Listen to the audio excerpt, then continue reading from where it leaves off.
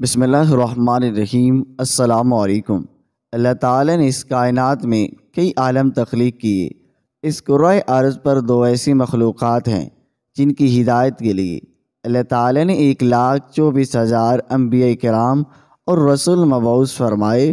ان کے لیے اللہ تعالیٰ نے سزا و جزا کا تصور پیش کیا، یعنی یوم آخرت۔ اللہ تعالیٰ کی یہ دو ایسی مخلوقات انسان اور جن ہیں۔ جنات کی دنیا اسرار کے پردے چھپی ہوئی رہتی ہے۔ جنات انسانوں کی نظروں سے پوشیدہ کر دیے گئے۔ زمین پر اترنے سے قبل اللہ تعالیٰ نے فرشتوں کے ذریعے جنات کو مختلف جزائر اور ویران جگہوں تک کر دیا۔ جنات کے مقید کرنے کا واقعہ بھی دلچسپی سے خالی نہیں۔ روایت میں آتا ہے، انسان کو زمین پر اترنے سے قبل اللہ تعالیٰ نے فرشتوں کے سردار ابلیس کو بارگاہ میں طلب فرمایا۔ ابلیس جنات میں سے تھا اور آگ سے پیدا کیا گیا تھا اور اللہ تعالیٰ کے نہایت پرغزیدہ فرشتوں میں شمار ہوتا تھا۔ اس کو رب تعالیٰ نے اس قدر علم عطا کر رکھا تھا، وہ اس علم کی بنیاد پر فرشتوں کا سردار بنا۔ ابلیس کو حکم دیا گیا، فرشتوں کی ایک جماعت کے ساتھ زمین پر اترو، اور جنات جو زمین پر فساد اور لڑائی جھگڑے میں مشغول ہیں انہیں ویران جزائر اور پہاڑی غاروں میں قید کر دیا جائے، جو ایک خاص مقررہ وقت تک وہاں قید رہیں۔ ابلیس بارگاہ الہی سے حکم لے کر فرشتوں کی ایک جماعت کے ساتھ زمین پر اترا، اور جنات کو نہایت قلیل وقت میں مختلف ویران جزائر اور پہاڑی غاروں اور ویرانوں میں قید کر دیا گیا، جو ایک روایت کے مطابق حضرت سلیمان علیہ السلام کے دور تک قید میں رہے، اور پھر مشیت ربی کے تحت انہیں آزادی ملی اور وہ دنیا میں چلنے پھرنے لگے۔ جنات کو قید کرنے کے بعد عرش الہی تک ابلیس کا فرشتوں کی جماعت کے ساتھ سفر شروع ہوا۔ دوران سفر ابلیس کے دل میں غرور اور تکبر سر اٹھایا، اور اس نے نہایت قلیل وقت میں نہایت طاقتور جنات کو قید کرنے سے متعلق غرور کیا۔ اس کی خبر رب تعالیٰ کو تو ہو گئی، مگر دیگر فرشتے اس سے بے خبر رہے۔ روایت میں آتا ہے، یہ پہلا موقع تھا جب ابلیس نے غرور کیا، جبکہ اللہ تعالیٰ نے اس کے غرور کو تشت ازبام کرنے کے لیے آدم کے سامنے سجدہ کرنے کا حکم دیا، تو ابلیس نے انکار کر دیا، کیونکہ جنات کو قید کرنے کے بعد اس کے دل میں غرور اور تکبر آ چکا تھا۔ میں آگ سے بنا ہوں، یہ مٹی کی پیداوار، میرا اور اس کا کیا جوڑ، میں اس مٹی کے پتلے کو سجدہ کروں۔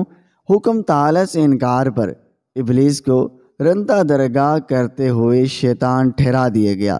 حضرت سلیمان علیہ السلام کے دور میں مشیت ایجادی اور مقررہ وقت پورا ہو چکا تھا، جس کے بعد جنات قید سے نکل کر دوبارہ زمین پر فساد برپا کرنے لگے۔ حضرت سلیمان علیہ السلام کے معجزات میں سے ایک معجزہ یہ بھی ہے، آپ شیاطین جن کو قابو کر لیتے اور انہیں سزا کے طور پر دوبارہ قید میں ڈال دیتے۔ جنات کے وجود کا ذکر قرآن کریم میں بھی ہوا، اور ایک پوری سورہ جن کے نام سے موجود ہے۔ مسجد الجن مسجد حرام کی شمال کی جانب 3 کلومیٹر کی مسافت پر واقع تاریخ اسلام کی عظیم یادگار سمجھی جاتی ہے۔ کتاب تاریخ میں اس کی شہرت اور بھی کئی واقعات ملتے ہیں، تاہم اس کی سب سے بڑی وجہ شہرت یہاں پر حضور صلی اللہ علیہ وسلم کے ہاتھ پر اسلام قبول کیا، آپ سے قرآن پاک سنا۔ جنات کی جماعت نے اس موقع پر آپ صلی اللہ علیہ وسلم نے جنات کے سوال و جواب دیے۔ مستند تاریخی اور کتب سیر سے معلوم ہوتا ہے، ایک بار آپ جلیل القدر صحابی حضرت عبداللہ بن مسعود رضی اللہ تعالیٰ عنہ کو ہمراہ لیے رات کے وقت اس جگہ پہنچے، اور آپ صلی اللہ علیہ وسلم نے عبداللہ بن مسعود کو ایک خاص مقام سے آگے بڑھنے سے منع فرمایا، تاہم کہیں جنات انہیں نقصان نہ پہنچا دیں۔ پھر آپ کی ملاقات جنات کے ایک گروپ سے ہوئی جنہیں اسلام قبول کیا، اور آپ سے اسلامی تعلیمات حاصل کرنے کے بعد واپس چلے گئے۔ قرآن پاک کی سورہ الجن وہی اسی واقعے کے تناظر میں نازل ہوئی۔ بعد ازاں اسی مناسبت سے وہاں ایک وسیع و عریض مسجد تعمیر کی گئی جسے مسجد الجن کا نام دیا گیا۔ مشہور زمانہ کے ساتھ مسجد کی تعمیر و مرمت کے دوران اس کے ڈیزائن بدلتے رہتے ہیں، مگر اس کے قیام کا واقعہ آج تک مسلمانوں کے دلوں میں تازہ ہے۔ الحرمین شریف کی زیارت کا شرف حاصل کرنے والے مسجد الجن کی زیارت بھی کرتے ہیں۔ ماہ سیام یہاں افطار کا خصوصی انتظام کیا جاتا ہے، جہاں دنیا بھر سے آئے زائرین اور معتبر عقیدے و احترام کے ساتھ اس مسجد میں حاضر ہوتے ہیں، عبادت کرتے اور افطار میں شرکت کرتے ہیں۔ جنات کے انسانوں پر اثر انداز ہونے کے واقعات بھی آئے روز ہمارے مشاہدے میں آتے ہیں۔ یہ انسانی جسم میں داخل ہو کر اس سے عجیب و غریب حرکات کرتے ہیں، ایذا پہنچاتے ہیں۔ اس کے پیچھے چند عوامل کارنام ہوتے ہیں۔ جنات کیسے انسانی جسم میں داخل حاوی ہوتے ہیں، ایک ایسا سوال ہے جو عام آدمی نہیں جانتا۔ ابن تیمیہ کے مطابق انسان جب نیکی سے غافل ہو کر برائی کی جانب راغب ہوتا ہے تو بد اثرات سے متاثر ہونے کا خطرہ بھی بڑھ جاتا ہے۔ ہوش پرستی اور فحاشی کی حالت میں بھی برائی انسان پر غالب آ جاتی ہے، اور ایسے میں جنات جسم میں داخل ہو سکتے ہیں۔ جن بھی کئی معاملات میں انسانوں کی طرح ہوتے ہیں، وہ پرغزیدہ اور پسندیدہ اور اچھائیاں برائی جیسے جذبات بھی رکھتے ہیں۔ یہ عین ممکن ہے وہ محض آپ کے چہرے کو ناپسند کرتے ہوں اور آپ کے جسم پر قبضہ کر لیں۔ دوسری جانب جنات کو انسان سے محبت بھی ہو سکتی ہے، وہ کسی کو برانا دیکھ کر بھی اس پر فریفتہ ہو سکتے ہیں اور اس کے جسم میں قابض ہو سکتے ہیں۔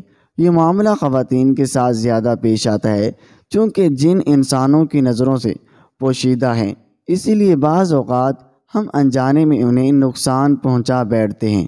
مثال کے طور پر آپ کہیں گرم پانی اڈیلتے ہیں یا کسی درخت یا پتھر کی اوڑ میں بیٹھ کر رفع حاجت کرتے ہیں، مگر نہیں جانتے یہاں جنات کا بسیرا ہے اور آپ کے اس عمل سے وہ ناراض ہو سکتے ہیں اور بدلہ لینے کے لیے آپ کے جسم میں داخل ہو سکتے ہیں۔ بہت زیادہ خوف کی حالت یہ ایسے معاملات جن سے دور رہنا چاہیے، اور آپ اس کے ٹو میں ہوتے ہیں تو تب بھی جنات آپ پر غالب آ سکتے ہیں۔ جنات جسم کے کس حصے سے داخل ہو کر انسان پر قبضہ جماتے ہیں، اس حوالے سے مختلف آراء پائی جاتی ہیں، تاہم قائلین کہ انسانی موت کے وقت روح انسانی ناخنوں، ناک، آنکھ اور منہ سے نکلتی ہے، اور یہی جگہ ایسی ہوتی ہیں جہاں سے جنات انسانی جسم میں داخل ہو کر قبضہ جماتے ہیں۔